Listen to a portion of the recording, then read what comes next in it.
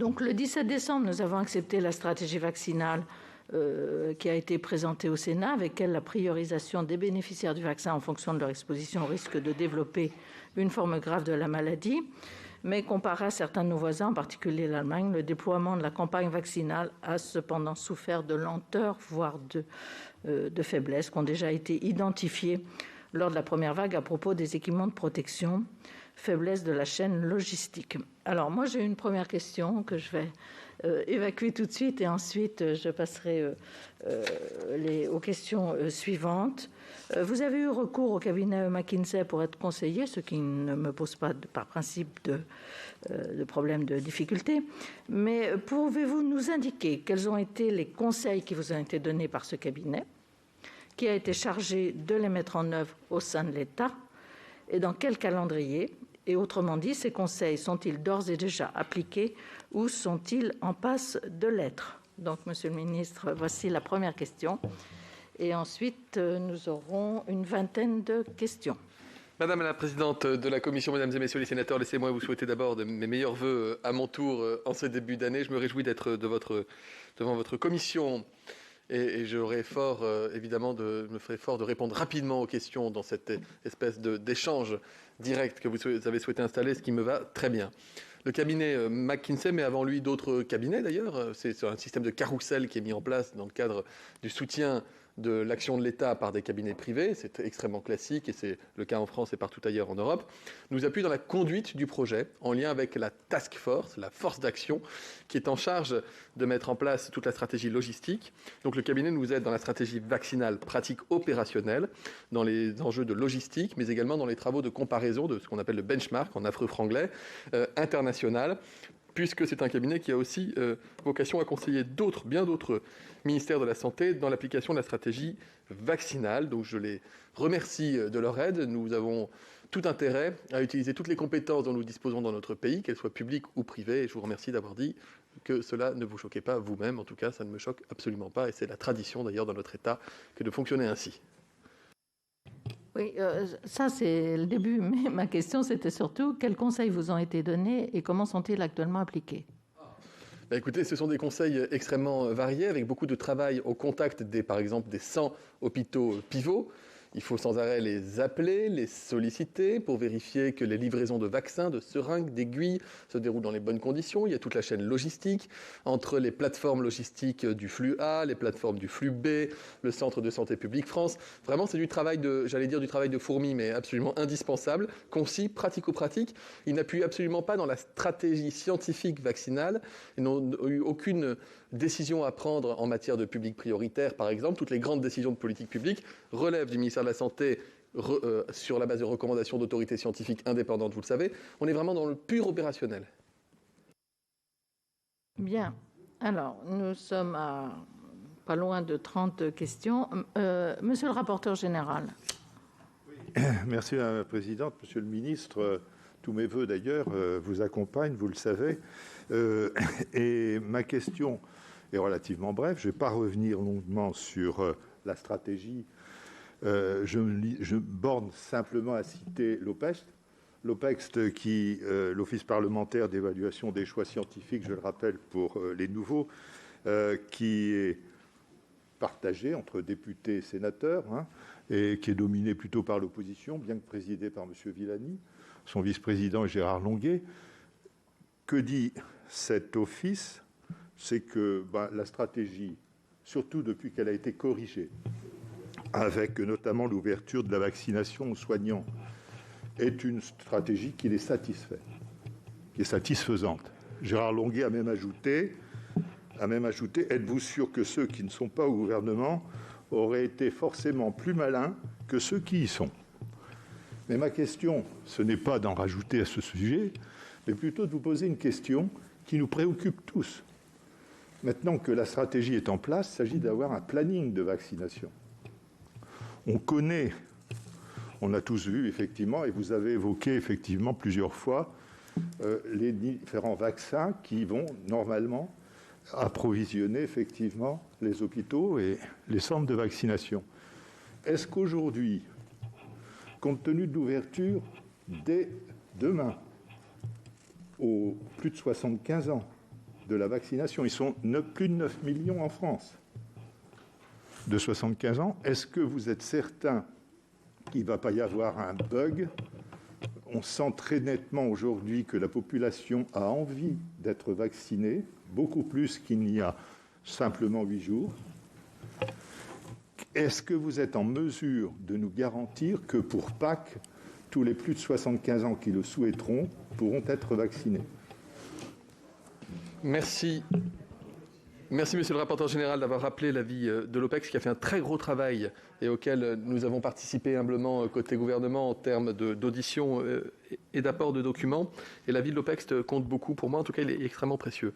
Monsieur le sénateur, monsieur le rapporteur général, nous ouvrons effectivement la vaccination à 5 millions de personnes, de Français âgés de 75 ans et plus. Ils sont 5 millions. Et nous nous donnons évidemment plusieurs semaines pour pouvoir les vacciner, puisque nous n'avons pas à date, et vous le savez, 5 millions de vaccins en coffre, ou en congélateur plutôt. Nous disposons d'1 million de vaccins, 500 000 sont livrés entre cet après-midi et demain supplémentaires, ce qui porte à 1,5 million, mais incluant les cibles prioritaires dans les EHPAD, mais également les soignants de 50 ans et plus. Et donc, le rythme des livraisons va s'accroître semaine après semaine, il est hebdomadaire, et donc nous prévoyons une vaccination qui prendra plusieurs semaines. De la même manière, ce n'est pas parce que nous ouvrons jeudi la possibilité pour les personnes qui le souhaitent de prendre rendez-vous en ligne ou par téléphone, que tout le monde aura immédiatement un rendez-vous dans les prochains jours. Et je crois que c'est fondamental de le dire. Ouvrir l'accès à la vaccination pour les personnes de 75 ans et plus en ville, ça ne veut pas dire vacciner tout le monde d'un coup. Et donc, il y a des milliers de professionnels de santé qui sont mobilisés, des centaines de centres de vaccination qui sont opérationnels sur tout le territoire national. J'imagine qu'on y reviendra tout à l'heure. Donc, ce n'est pas l'élément freinant et nous vaccinerons au maximum de nos capacités le maximum de personnes. Cela prendra effectivement du temps. J'espère que pour Pâques, oui, nous aurons terminé de vacciner, en tout cas d'avoir proposé la vaccination à ces 5 millions de personnes et même que nous aurons commencé à proposer la vaccination à d'autres Français, par tranche d'âge toujours, vous le savez. Cela dépendra également de la validation ou non, mais j'espère de la validation, par les autorités sanitaires européennes d'autres vaccins à venir dont nous pourrions disposer en quantité plus importante. Je ne vais en citer qu'un, qui est le vaccin AstraZeneca, par exemple, qui, s'il était validé d'ici à février, nous permettrait de renforcer nos stocks de 3 millions pour février, puis de 6 millions supplémentaires en mars, puis à nouveau de 4 millions pour avril, etc. etc. Donc nous avons potentiellement 77 millions de doses livrées avant la fin du mois de juin pour la France, 77 millions de doses, vous imaginez.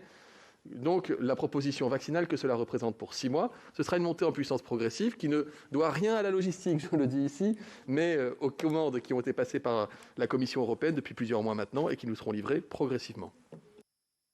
Très bien. Corinne Imbert. Merci Madame la Présidente, Monsieur le Ministre. Merci d'être au Sénat cet après-midi. Alors, après les différentes pénuries rencontrées depuis bientôt 1 an, nous voyons bien votre souci, et vous venez de le dire, par rapport aux doses commandées, votre souci de gérer le flux de vaccins livrés sur le territoire national, afin justement de ne pas avoir à gérer une pénurie supplémentaire. Je voudrais évoquer 3 points avec vous. Une fois reconstitué, le vaccin de chez Pfizer-BioNTech présente un volume de 2,25 millilitres. Je ne vous ferai pas le petit exercice de calcul que vous connaissez. Le laboratoire disait qu'on pouvait utiliser 5 doses par flacon. Vous avez autorisé l'utilisation d'une 6e dose ce week-end, puisqu'en fait, le flacon contient 7 doses et demie. Et c'est une bonne chose, parce que 6 doses au lieu de 5, c'est 20% de patients potentiellement vaccinés en plus. Sachant que 7 doses prélevées au lieu de 5, ça ferait 40% de patients en plus, pourquoi ne pas autoriser la 7e dose prélevée pour vacciner plus de patients avec un même flacon reconstitué? Autre question. Le laboratoire affirme dans le document qu'il a publié début décembre, le 8 décembre, qu'il ne dispose d'aucune donnée sur l'interchangeabilité du vaccin de chez Pfizer avec d'autres vaccins contre la Covid-19. Avez-vous à ce jour une réponse à cette question de l'interchangeabilité? Et puis enfin, quelle place pensez-vous donner aux différents professionnels de santé de ville, médecins, infirmiers, biologistes, pharmaciens, dans cette campagne de vaccination qui va aller vers les personnes de plus de 75 ans? Parce que je ne suis pas sûre que la réponse d'un centre de vaccination pour les personnes de plus de 75 ans, tels qu'ils vont être mis en place dans les départements à partir de la semaine prochaine, soit l'unique réponse à apporter, parce qu'il y a des personnes de plus de 75 ans à domicile qui ne pourront pas se déplacer. Donc, comment vous envisagez d'associer les professionnels de ville dans cette campagne de vaccination dans une logique de proximité? Je vous remercie. Merci. Ça faisait 3 questions, ça. Mais... 3 réponses rapides, Madame la Présidente. Madame la Sénatrice, que je sache, la 6e dose, effectivement, a été autorisée par l'Agence du médicament européenne, c'est tant mieux, mais même sans attendre l'autorisation, les professionnels de santé qui s'étaient rendus compte qu'il y avait la possibilité de prélever une 6e dose l'avaient faite, je vous rassure. Cette dose, Madame la Sénatrice, ce serait vraiment absolument exceptionnel de tous les retours que nous avons des pratiques françaises, européennes et même mondiales. Certains ont fait état de certains flacons dans lesquels il y avait même une 7e dose. Ce n'est absolument pas la règle, hein, je vous assure là-dessus. Hélas, d'ailleurs, parce que s'il y avait cette dose, ce serait formidable. On gagnerait effectivement, comme vous l'avez dit, 40%. L'interchangeabilité, non. La personne qui recevra un vaccin en première injection recevra le même vaccin lors de son rappel vaccinal, c'est important. Et puis, sur la prise en charge, ou plutôt l'organisation de la vaccination pour les personnes âgées isolées, eh bien, c'est au territoire qu'il revient de s'organiser. Alors là, je suis très girondin en la matière et je me suis entretenu avec les associations d'élus pas plus tard qu'en début d'après-midi. Il y avait l'ARF, l'ADF, l'AMF, France Urbaine. Et j'ai constaté sur les territoires d'ailleurs que déjà de l'innovation avait été mise en place. Des binômes se sont constitués, médecins infirmiers, pour aller vacciner des personnes âgées. Des collectivités m'ont dit, Monsieur le ministre, est-ce qu'on a le droit de prévoir d'organiser le transport individuel ou collectif de personnes âgées isolées qu'on connaît, qu'on a identifiées dans notre fichier canicule et on sait qu'elles ne pourront pas se déplacer dans des centres pour les amener à se faire vacciner? Évidemment. Évidemment. Évidemment, c'est du bon sens et le bon sens doit prévaloir. Donc nous faisons appel à toutes les bonnes volontés, ce que je dis aux représentants des élus depuis plusieurs semaines et je leur fais confiance et je sais qu'ils sont extrêmement mobilisés aux côtés des professionnels. Même d'autres modalités, j'ai cité tout à l'heure l'exemple grenoblois, un exemple qui est magnifique, l'exemple grenoblois, c'est la plus belle ville du monde comme chacun sait, Madame la Sénatrice, mais plus sérieusement, en lien avec le Conseil de l'Ordre des médecins, ils ont organisé une vaccination en soirée avec des créneaux horaires après 18h et jusque très tard le soir, pour les libéraux qui travaillent toute la journée et qui ne pouvaient pas s'arrêter de travailler pour aller se faire vacciner. Donc, toutes les innovations seront bonnes. Il faut absolument soutenir les personnes âgées. Et enfin, la 4e question qui était cachée dans la 3e, à laquelle je réponds néanmoins, qui est, oui, nous voulons compter sur tous les professionnels de santé pour vacciner, qu'ils soient étudiants ou retraités. C'est déjà le cas aujourd'hui. Un décret autorise cela. Et demain, lorsque nous aurons des vaccins plus simples, qui ne se stockent pas dans des congélateurs à moins 70, qui ne sont pas à utiliser dans les 4 ou 5 jours et qui peuvent voyager plus de 12 heures sans casser les brins d'ARN. Lorsque nous aurons ces vaccins plus simples, j'espère vivement que nous pourrons nous appuyer sur le réseau des officines de ville, des médecins libéraux, des infirmiers, de tous les soignants qui peuvent vacciner. On sait faire dans notre pays, on a le savoir-faire. Pour la grippe, on vaccine 5 millions de Français en une semaine. Il n'y a pas de raison qu'on n'y arrive pas avec un vaccin qui serait d'utilisation identique. Merci, Monsieur le Ministre. Bernard Jomier. Merci Madame la Présidente. Je voudrais revenir sur la question du calendrier parce qu'elle est essentielle. La stratégie vaccinale, on en a débattu le 17 décembre dans l'hémicycle et d'ailleurs vous avez recueilli un large soutien, je dois dire, de l'hémicycle à cette stratégie qui consiste à cibler d'abord les personnes vulnérables, celles qui risquent de saturer le système hospitalier et la réanimation, qui risquent de mourir du Covid pour, en mettant à l'abri ces personnes, à la fois sauver des vies et permettre à notre société de reprendre ses activités. C'est 14 à 15 millions de personnes. Et comprenez qu'on ait un doute sur le calendrier de protection de ces personnes. Le premier calendrier qui a été indiqué au mois de novembre-décembre dans les documents de la HAS et autres visait la mise à l'abri, la vaccination de ces personnes au premier trimestre. Puis la campagne a démarré très lentement et donc on s'est dit ça ne va pas être possible, ça ne va pas être le premier trimestre. Là, vous venez de nous dire qu'on aurait au premier semestre 77 millions de doses. Il en faut 25 à 30 simplement pour vacciner ces personnes vulnérables. Donc, ma première question, c'est sur le calendrier. Est-ce que ces 14 ou 15 millions de personnes vulnérables seront vaccinées, à votre avis, à la fin du premier trimestre ou plutôt pendant le second trimestre? C'est très important parce que ça dit à l'ensemble de nos compatriotes, en gros, le calendrier de fin ou de régression des mesures de restriction d'activité. Et ma deuxième question, si on a 77 millions de doses, on dépasse largement la vaccination des personnes vulnérables. Est-ce que dans une seconde étape, une fois qu'on aura mis à l'abri ces personnes par la vaccination, vous comptez promouvoir une stratégie non plus de vivre avec le virus, mais d'élimination du virus par la vaccination d'une fraction beaucoup plus importante de la population? Et si oui, à quelle échéance? Je vous remercie. Monsieur le sénateur, vous avez parfaitement raison. Nous visons à protéger et à vacciner le maximum de personnes dans le temps le plus court possible, parce que c'est un moyen de lutter avec efficacité contre cette pandémie, de protéger les populations et de retrouver le cours de notre vie. Nous faisons le choix de protéger en priorité les personnes qui sont les plus fragiles face au virus, vous l'avez dit vous-même, et donc ce sont ce qu'on appelle des cibles prioritaires. Le mot est assez vilain, le mot de cible, mais en tout cas les publics à protéger de façon prioritaire. Il y a des zones d'incertitude qui ne sont pas de nature politique et qui sont de nature scientifique. Par exemple, est-ce que le vaccin AstraZeneca sera validé par les autorités européennes? S'il l'est, est-ce que c'est fin janvier? Est-ce que c'est fin février? Est-ce que c'est fin mars? S'il l'est, est-ce que ce sera destiné à un public âgé ou est-ce que c'est pour un public plutôt jeune? Je n'ai pas les réponses à ces questions. Imaginons que fin janvier, AstraZeneca soit validé pour les gens en dessous de 65 ans.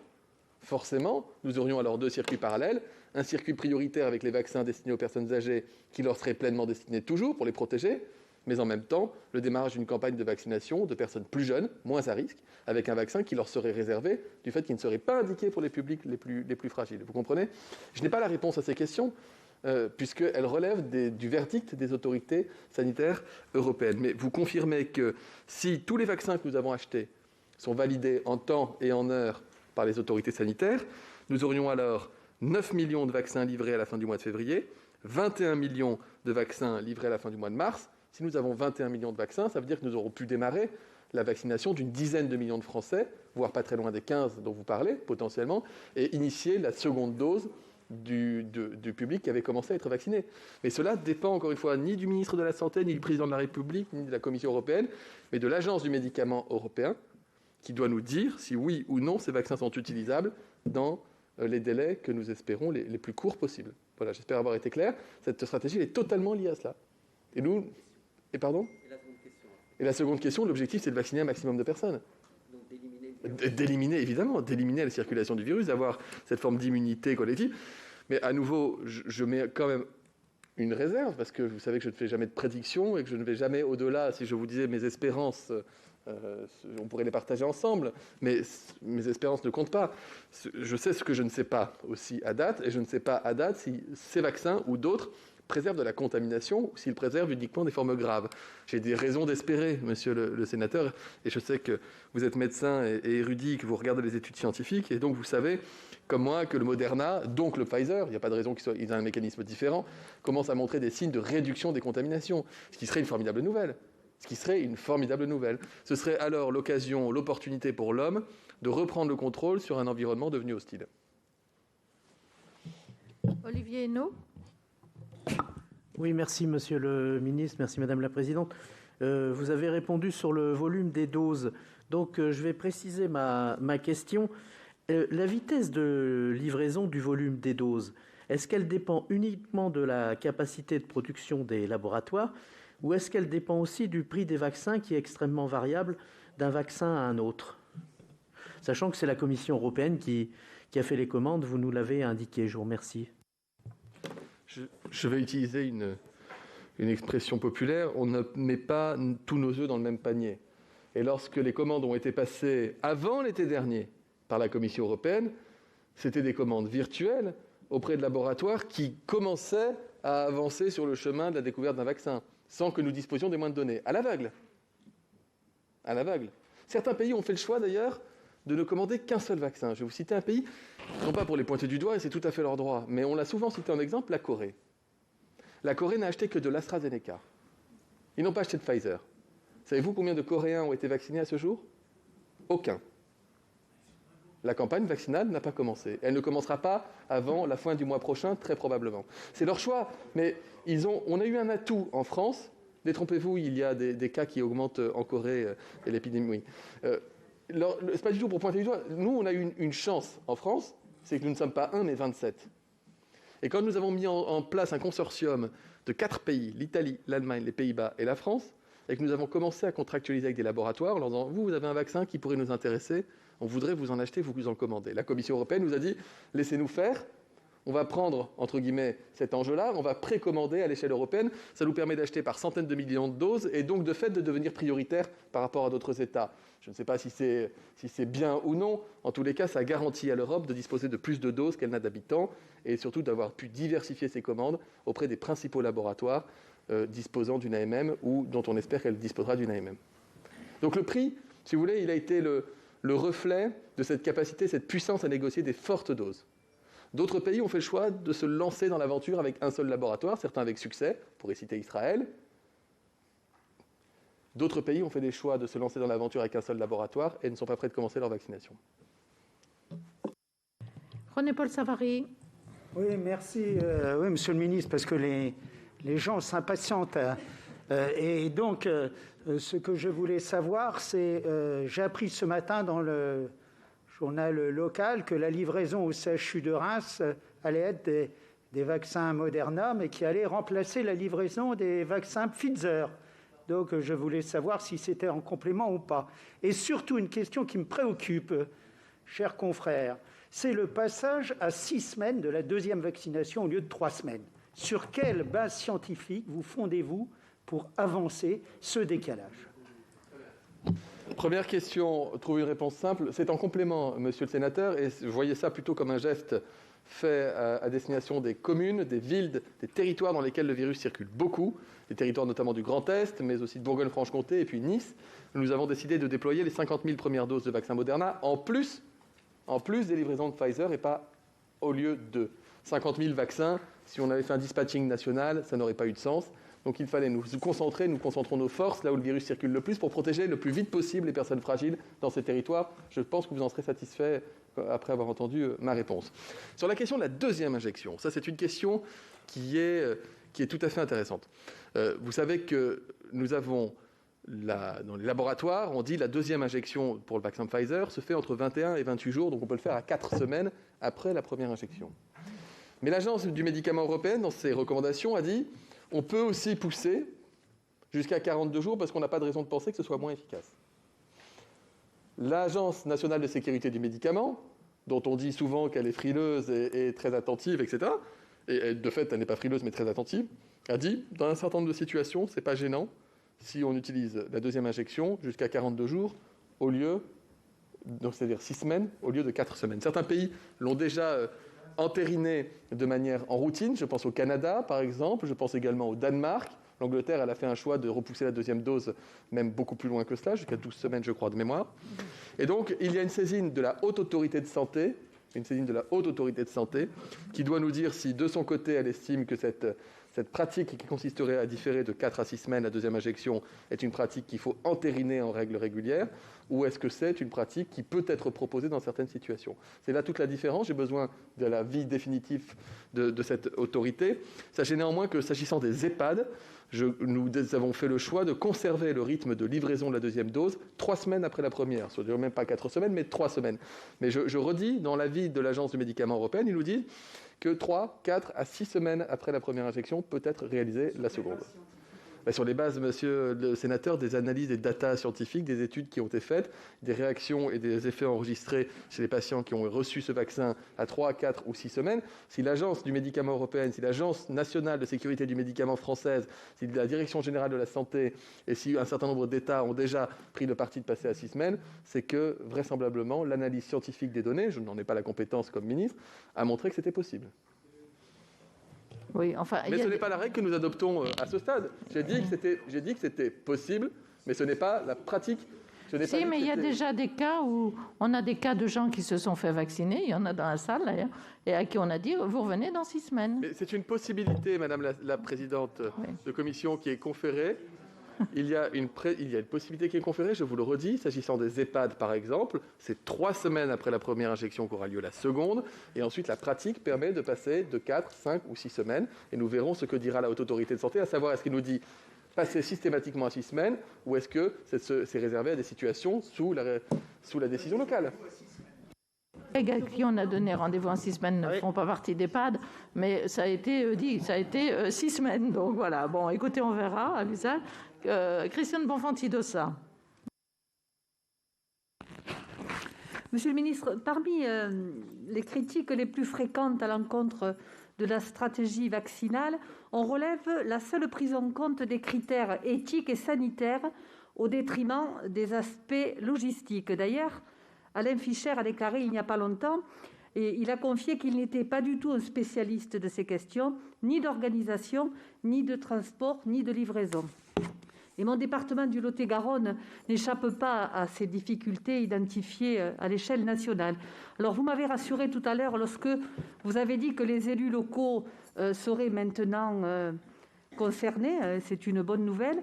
Mais mon territoire, à l'image du reste de la France, reste insatisfait, désemparé devant l'impréparation qui caractérise la stratégie de vaccination des Français. Et nous avons à cet effet des réunions avec le préfet une fois par semaine, et celle que nous avons eue hier matin n'était pas très optimale.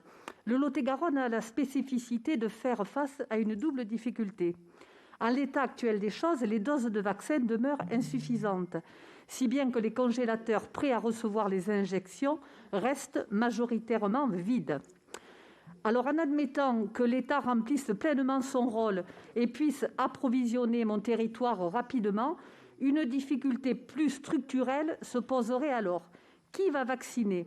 Le Lot-et-Garonne, comme beaucoup d'autres départements français, compte des déserts médicaux et plus généralement une tension élevée entre offre et demande. Les médecins généralistes sont déjà saturés par la demande des soins. Est-ce qu'ils auront assez de temps pour libérer, pour vacciner leurs patients ? Vous venez de dire, et j'en suis ravie, que les médecins généralistes retraités pourront aussi vacciner. C'était la demande faite par le Conseil de l'Ordre du Lot-et-Garonne. Mais avez-vous envisagé des solutions annexes pour fluidifier la vaccination dans les territoires ruraux ? Je vous assure, nous connaissons des difficultés majeures. Merci, monsieur le ministre. Merci, Madame Bonfanti. Monsieur le ministre. Madame la sénatrice, la ruralité fait tellement partie de nos priorités que j'ai fait un choix qui est un choix différent de celui de nos voisins, qui est de ne pas aller vers 50 vaccinodromes à l'échelle du pays, mais à des centaines de petits centres de vaccination à l'échelle des territoires.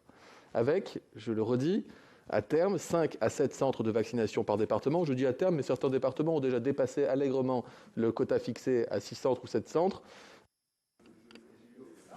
Et j'ai eu l'occasion de dire au préfet et aux directions générales d'ARS que plus il y a de centres, c'est pas parce qu'il y a plus de centres qu'il y aura plus de vaccins alloués au département. Et si vous me permettez, Madame la sénatrice, je reçois déjà des demandes d'élus qui me disent « je veux plus de vaccins pour mon territoire ».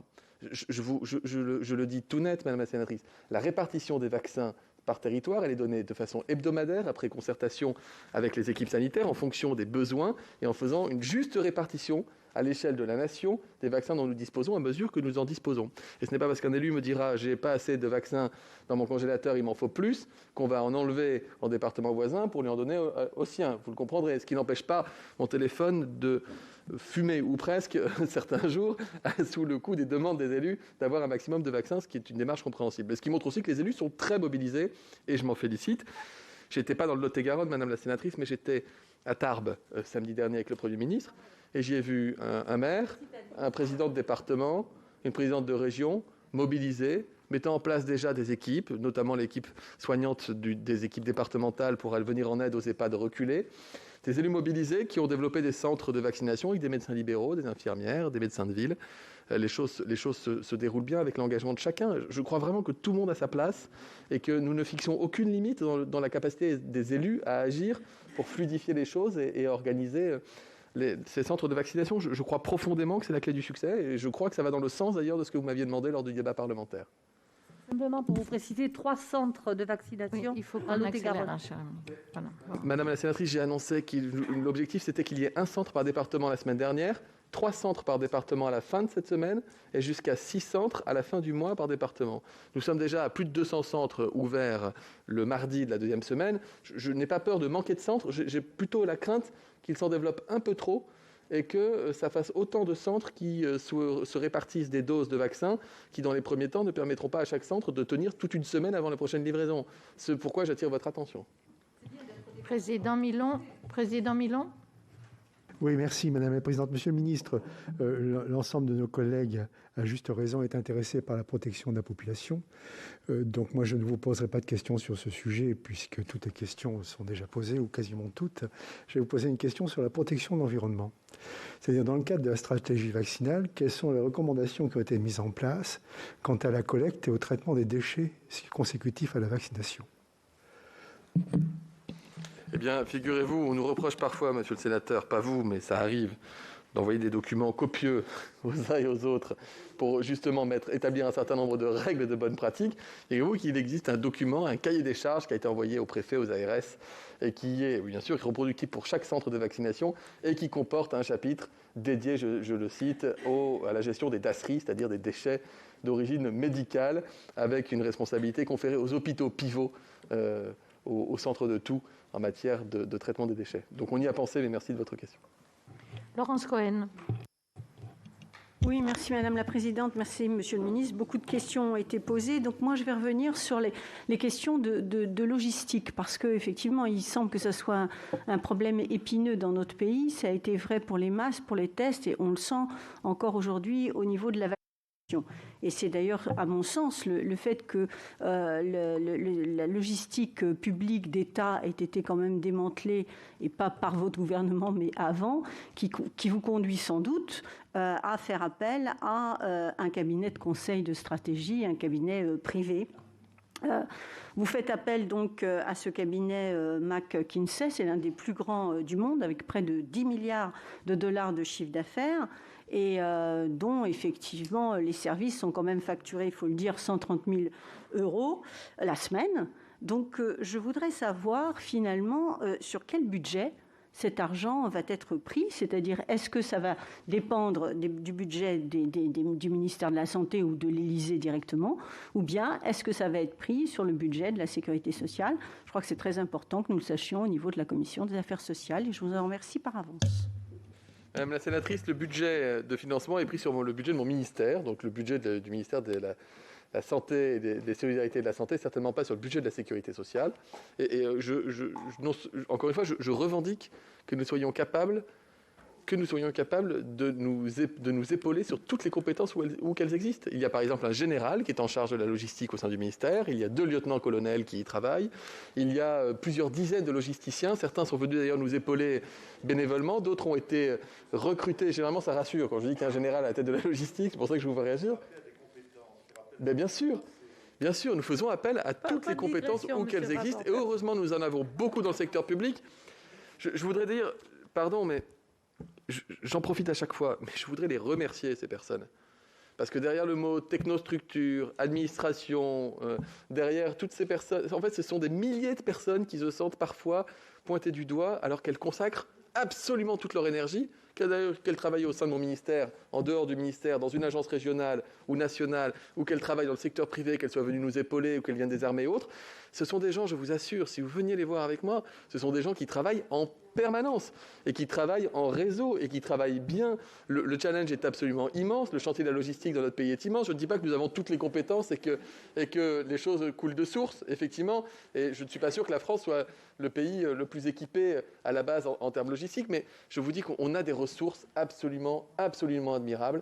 Et ce sont des gens qui parfois se sentent incriminés quand il y a des critiques, bien davantage d'ailleurs que le politique lui-même, et qui ont besoin qu'on les soutienne. Donc je dis à mes équipes que je les remercie et que je les soutiens. Bernard Bonne.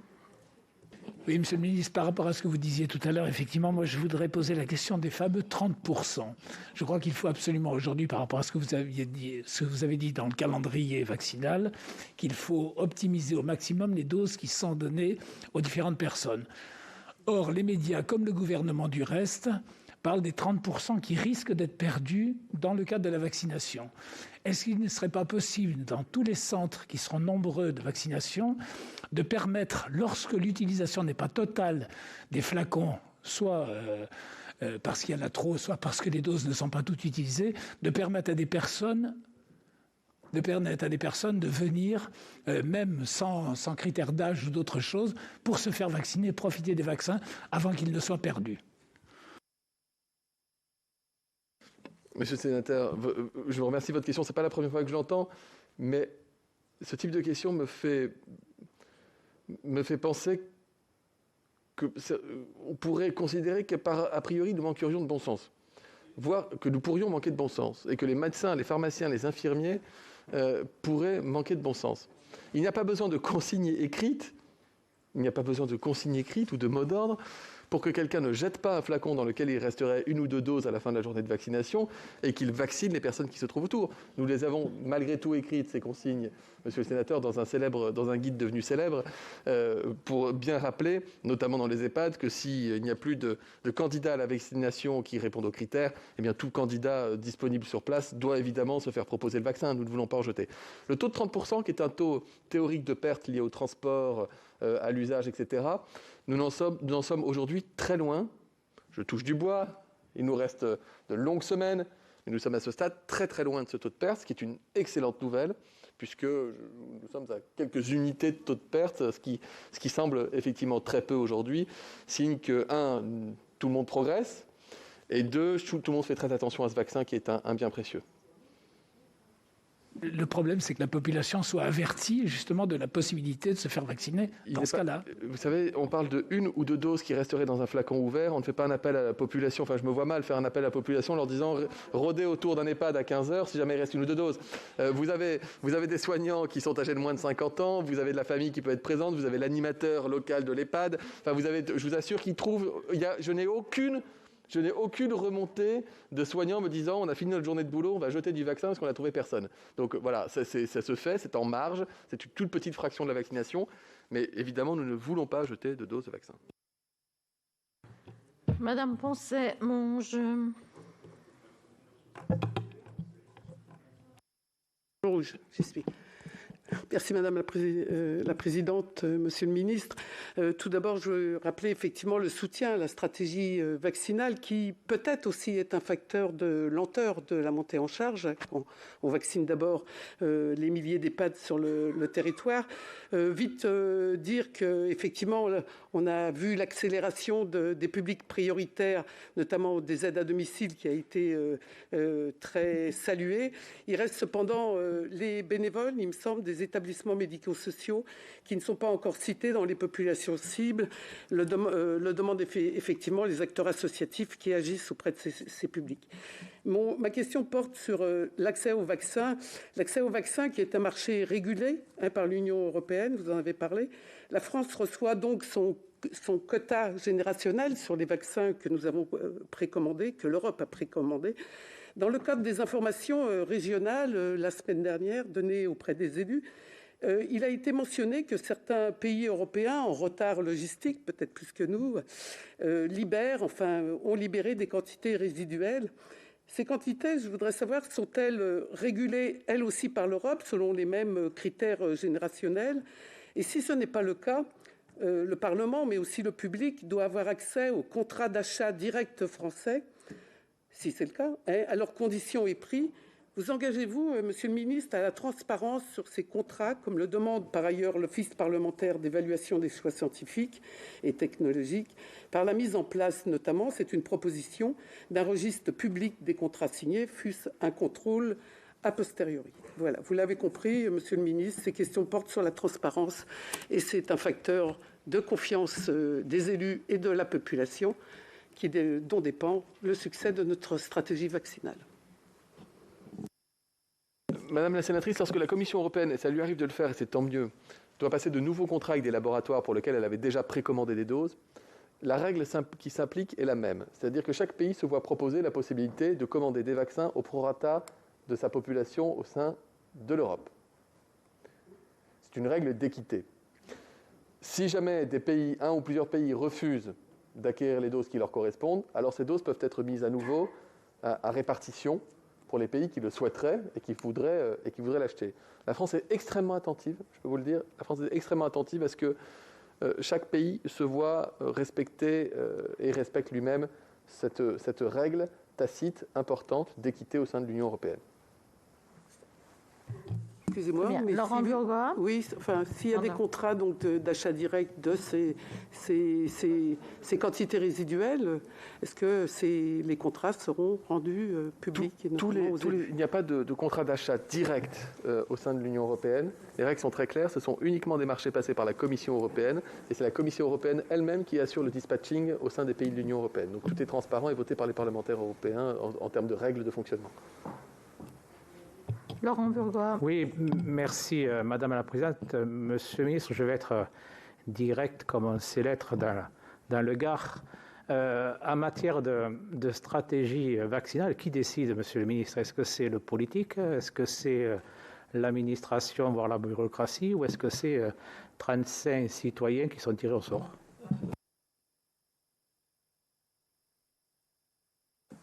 La politique vaccinale est conduite par le ministère de la Santé, sous la responsabilité du Premier ministre et du Président de la République. La stratégie d'acquisition des vaccins est conduite conjointement par Agnès Pannier-Runacher, la secrétaire d'État en charge de l'industrie, et par le secrétaire d'État auprès du ministre des Affaires étrangères et de l'Europe, Clément Beaune. Nous inspirons et nous suivons les recommandations des autorités scientifiques indépendantes, en toute transparence. Nous avons un comité vaccinal. Moi, je pense que nous sommes bien outillés avec ces instances qui fonctionnent bien pour mener et conduire une politique de stratégie. Néanmoins, il avait été question, et d'ailleurs ça avait été une demande, je crois, qui avait été relayée ici au Sénat, monsieur le sénateur, qu'il y ait de la citoyenneté, de l'intégration citoyenne, de la démocratie sanitaire. Et le Conseil économique, social et environnemental s'était saisi de cette question-là et avait proposé qu'un tirage au sort de citoyens soit réalisé qui permette de suivre la politique vaccinale qui est menée. À ce stade, je ne connais pas les 30 ou 35 personnes tirées au sort. Je ne sais pas si elles ont été tirées au sort, mais je vous redis comment la conduite de la politique vaccinale est réalisée dans notre pays. Et j'ai l'honneur et la chance et le privilège de venir rendre compte de cette action à échelon régulier devant les parlements. C'est ma 4e ou 5e intervention aujourd'hui devant le Parlement ou devant des commissions ou devant des réunions d'élus. Je pense que c'est important et en termes de transparence, je crois que nous avons rempli les critères. Véronique Guillotin. Merci Madame la Présidente. J'ai deux questions. La première concerne la définition des publics prioritaires. Donc j'ai bien compris la hiérarchie des patients les plus âgés, les plus fragiles en EHPAD, hors EHPAD et les tranches d'âge. Est-ce qu'il ne serait pas judicieux, puisque je pense qu'on a quand même aujourd'hui un nombre de vaccins suffisant, me semble-t-il, d'intégrer, mais assez rapidement, les publics les plus jeunes, mais en fait des publics très fragilisés, je pense notamment aux patients éventuellement immunodéprimés, patients greffés, enfin voilà, ce type de patients-là. Est-ce qu'ils ne pourraient pas réintégrer cette liste des patients prioritaires ? Et la deuxième question, c'est plutôt sur les variants du virus qui préoccupent tout le monde aujourd'hui. Pas seulement parce que le variant anglais semble plus contagieux, mais aussi parce que nous ne pouvons pas exclure à moyen ou long terme la survenue d'un virus dont la mutation rendrait moins efficace, voire pas efficace, la vaccination. Donc déjà, ça demande à une accélération vaccinale pour éviter ce problème-là. Et maintenant que nous connaissons cette capacité de mutation du virus, j'aimerais savoir si si notre pays va se lancer et va accélérer le séquençage afin de les dépister et dans le cas d'un dépistage, le cas échéant, quelle va être la politique vaccinale derrière ? Si je peux me permettre, Madame la sénatrice, deux très importantes questions que vous soulignez. La première, c'est l'intégration parmi les publics prioritaires d'une certaine partie de la population, celles et ceux qui, entre nous, n'ont pas 75 ans, mais qui souffrent de maladies qui les exposent à des risques de formes graves. C'est le professeur Alain Fischer qui est chargé de rédiger cette liste de maladies, de comorbidités, comme on les appelle, particulièrement exposantes pour risques de formes graves, et que nous intégrerons et que nous ajouterons aux personnes de 75 ans et plus qui pourront bénéficier de la vaccination à partir de lundi prochain. Plusieurs centaines de milliers de Français. C'est une liste qui n'a pas l'exhaustivité que certains le souhaiteraient, mais qui est une liste qui se fixe comme critère la rigueur scientifique quant à l'exposition des formes graves. On peut imaginer qu'on y trouvera des patients souffrant d'hémopathie maligne ou de cancer en cours de traitement, par exemple. Vous avez posé la question des greffes d'organes, des greffés d'organes, qui sont évidemment au cœur des préoccupations sanitaires. Deuxième question, sur le séquençage. Oui, sur le séquençage, la France se développe sous l'égide de Frédérique Vidal, ministre en charge de la recherche et de l'innovation, des plateformes unifiées de séquençage génomique en lien avec les CNR, l'Institut Pasteur, les IHU, les laboratoires publics et privés, de manière à augmenter nos capacités de séquençage génétique pour faire face à la survenue de variants. J'étais hier avec le professeur Lina, hier soir assez tard, professeur Bruno Lina, qui est un éminent virologue et qui a mené sur les journées de jeudi et vendredi dernier le travail qui consiste à colliger des milliers de tests PCR réalisés ces 2 jours-là en France et de les faire passer sur ce qu'on appelle une plateforme Thermo Fisher qui permet de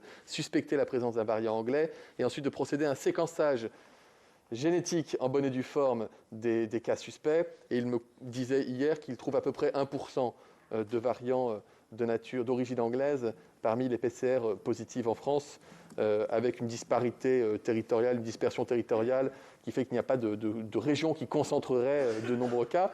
C'est très intéressant, très utile. Ça permet de surveiller s'il y a une croissance de ce variant et de vérifier s'il devait apparaître des clusters. Donc c'est une opération qui sera renouvelée très régulièrement, c'est-à-dire tous les 7 à 10 jours environ.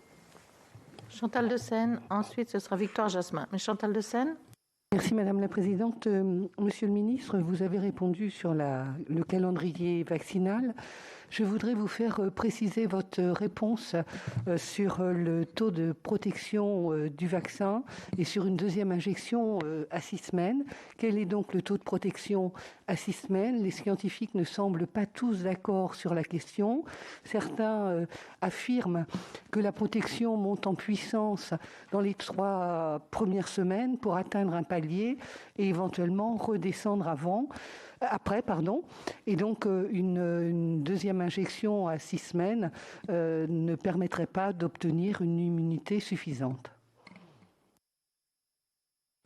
Madame la sénatrice, je me suis fait l'écho encore une fois de l'avis de l'Agence nationale de sécurité du médicament en charge des autorisations de mise sur le marché des médicaments et qui nous dit que si la deuxième dose du vaccin Pfizer devait être différée à 6 semaines, cela n'emporterait pas de conséquences. J'ai dit tout à l'heure une erreur, pardonnez-moi. J'ai dit que j'avais saisi la Haute Autorité de Santé de la question. En réalité, la Haute Autorité de Santé se saisit elle-même de cette question à travers ce qu'on appelle la CTV, qui est la commission technique de la vaccination. On a beaucoup d'autorités sanitaires et scientifiques qui travaillent sur ces questions-là.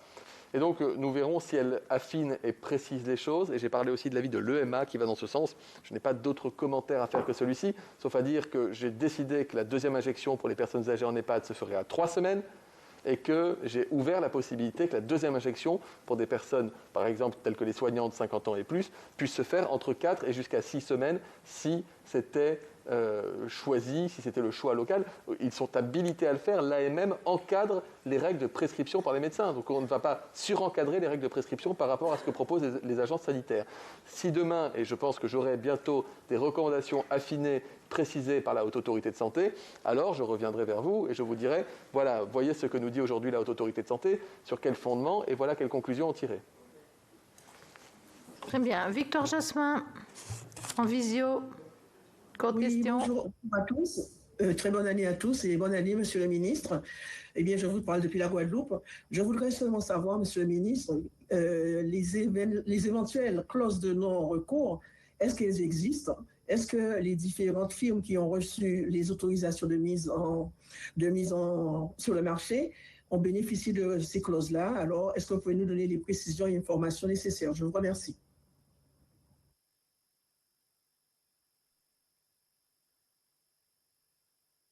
Pardonnez-moi, excusez-moi, avec le son, sur les clauses, j'ai entendu clause de non-recours. Les clauses, excusez-moi.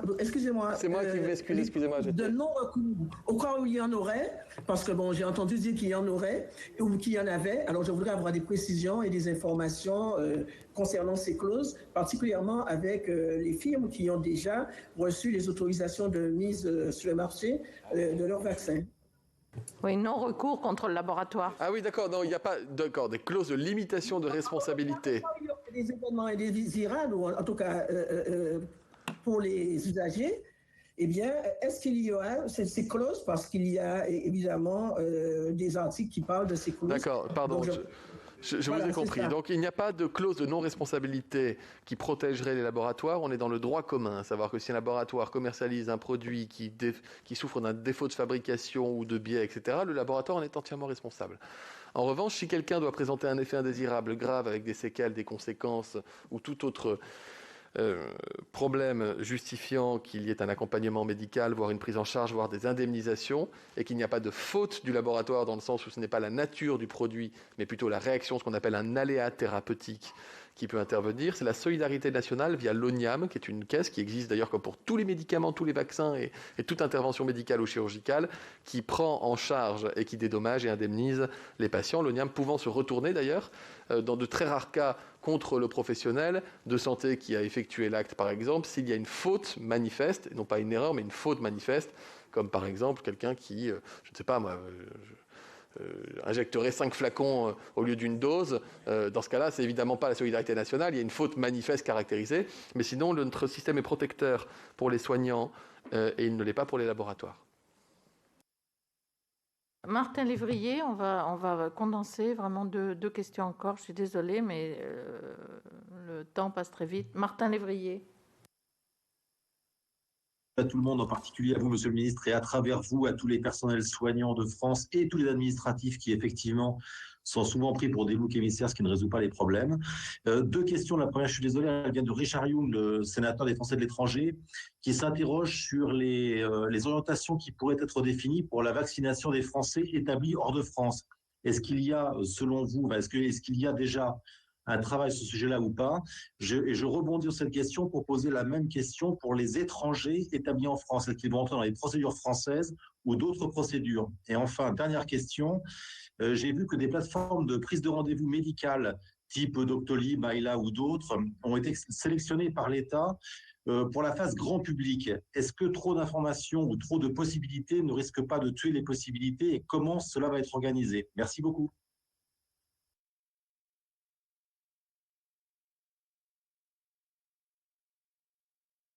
Par exemple, c'est celui qui gère les carnets de commandes, les carnets de rendez-vous pour l'Allemagne, hein, notamment à Berlin. Donc, et c'est un acteur français, donc on l'a mis dans le panel des acteurs. Mais il n'est pas tout seul, ils sont 3. Et il y a un système national uniforme pour les usagers, ne verront pas la différence puisque ça passe par un site qui est le site santé.fr qui n'est pas encore actif pour prendre rendez-vous mais qui le sera d'ici à jeudi. Pour les Français de l'étranger, c'est comme pour toute prise en charge, ils peuvent se faire vacciner localement. S'il y a des conventions entre la France et les États dans lesquels ils résident, alors il peut y avoir une prise en charge des frais. Et sinon, ils peuvent se faire vacciner en France s'ils rentrent dans les mêmes conditions que n'importe quel Français vivant en France. Je crois qu'il y avait une troisième question, monsieur le sénateur, mais je l'ai peut-être... manger. Les étrangers en France. Les étrangers en France, même dispositif. Si un étranger réside en France, eh bien, s'il a une sécurité sociale ou une convention de sécurité sociale, il est pris en charge. Et en définitive, un étranger peut se faire vacciner sur le sol français s'il répond aux critères d'ouverture des fichiers donnant droit à des soins au titre de n'importe quel soin. Madame Ferré, question rapide. Elle est où, Madame Ferré? Oui, très vite parce que ça va être la dernière question. Tout à fait. Monsieur le ministre, je voulais revenir rapidement sur le rôle et la place des élus locaux dans l'organisation et le déploiement de cette campagne de vaccination. Pouvez-vous nous dire comment vous les avez associés et où consultés pour cette organisation? Ils sont très demandeurs, vous l'avez dit, ils sont prêts à s'investir comme ils l'ont fait depuis le début de l'épidémie. Et vous savez, comme nous, qui connaissent parfaitement leur territoire et leur population, comment peuvent-ils donc faire connaître aussi leurs besoins, et en particulier, je pense, dans mon département du Calvados, où un certain nombre déjà de centres de vaccination ont été mis en place, mais il y a, entre guillemets, comme on dit familièrement, un trou dans la raquette, car une commune de plus de 8000 habitants ne se voit pas mis en place ce centre de vaccination et obligerait donc les populations à faire 40 voire plus kilomètres pour pouvoir se faire vacciner. Tout cela participe de la proximité et du lien essentiel et du rôle extrêmement important des élus locaux. Je vous remercie. Madame la sénatrice, comme j'en discute avec les élus locaux régulièrement, j'ai fait plusieurs déplacements, je vais voir au moins 3 centres de vaccination, rencontrer 3 élus distincts locaux dans les 48 prochaines heures. Encore une fois, on ne peut pas avoir un centre de vaccination partout. On veut 5 ou 6 centres de vaccination par département, ce qui assure quand même un bon maillage. Si les élus souhaitent organiser des transports collectifs ou individuels vers des centres, ils peuvent le faire. Si les élus souhaitent mobiliser les personnes âgées isolées chez elles, dont ils savent qu'elles sont isolées et chez elles, ils peuvent tout à fait le faire. Si les élus disposent de personnel de mairie à mettre à disposition des centres, ils peuvent le faire et d'ailleurs ils le font. Si les élus souhaitent participer à promouvoir la vaccination auprès de la population de leur commune, ils peuvent le faire, ils sont même invités et incités à le faire. Si les élus souhaitent identifier des soignants ou toute ressource permettant d'enrichir la campagne vaccinale et d'y participer activement, ils peuvent le faire. Les élus locaux participent aux cellules départementales de coordination de mise en place de la vaccination en lien avec les préfets, les ARS. Enfin, les élus locaux ont un rôle fondamental, important, et pour l'instant, partout où je suis allé, ils le prenaient à bras-le-corps. Partout dans chaque centre où je suis allé, il y avait un maire qui était présent, des élus, ses adjoints qui participent, qui organisent, qui font la promotion du centre. Je crois que c'est, encore une fois, de ce fourmillement collectif au-delà de toutes les étiquettes. C'est pour ça que je souhaite vraiment que sur cette campagne vaccinale, au-delà des critiques qui peuvent être tout à fait légitimes ou des encouragements, quelle que soit leur forme, à faire plus vite, mieux ou différemment, je crois qu'il faut qu'on soit soudés comme jamais dans ce pays. Il faut qu'on soit soudés comme jamais. Nous avons un enjeu de la confiance majeur qui est devant nous. Nous ne pouvons pas être un pays dans lequel le taux d'adhésion à la vaccination serait plus faible qu'ailleurs. Et je n'y crois pas une seconde.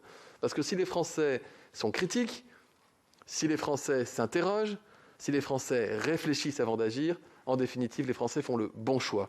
Eh bien, nous devons leur donner confiance, les accompagner vers ce bon choix et mettre en place, chacun à notre place, chacun avec nos compétences, nos rôles, nos responsabilités, nos atouts, ce qui doit procéder d'une grande campagne de vaccination pour notre pays. Je vous remercie.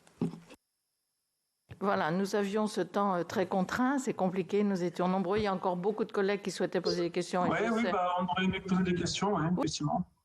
Monsieur Iacovelli, je suis d'accord, mais enfin, monsieur le ministre... Non, mais Madame la Présidente, si vous aviez respecté l'ordre du dépôt des questions, j'aurais pu peut-être poser une question, effectivement. Non, c'est pas vrai. Écoutez...